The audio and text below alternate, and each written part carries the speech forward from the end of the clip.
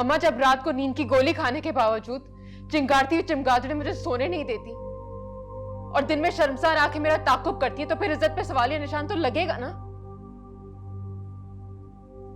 और अगर इज्जत है तो बताइए कौन कर रहा है? या तो मुझसे छुपाया जा रहा है या फिर मुझे नजर नहीं आ रहा। अगर मैं मर जाती तो आपको भी चैन आ जाता और मुझे भी। लेकिन मसला ये है कि मैं जिंदा हूं और जिंदा इंसान हक से जीता है।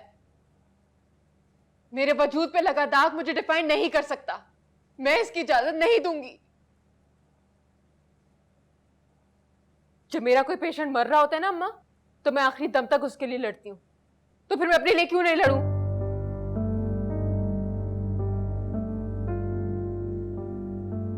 मैं जानती हूँ, मैं जानती हूँ मेरी जान, इसमें तुम्हारी कोई गलती नहीं। जब मेरी गलती नहीं है तो फिर मेरे साथ ऐसा सुलूक क्यों हो रहा है? अब्बा ने ही सिखाया ना हक के लिए लड़ना। वो अपना सिखाया हुआ सबक भूल गए अम्मा, लेकिन मैं नहीं भूली। ये जंगल है बेटा, मैं तुम्हें जंगल की आग के हवाले नहीं कर सकती। हमारे लिए तुम जिंदा वापस आ गई, यही बहुत है। मेरे लिए नहीं अम्मा, मुझे खुद को भी मुंह दिखाना होता है।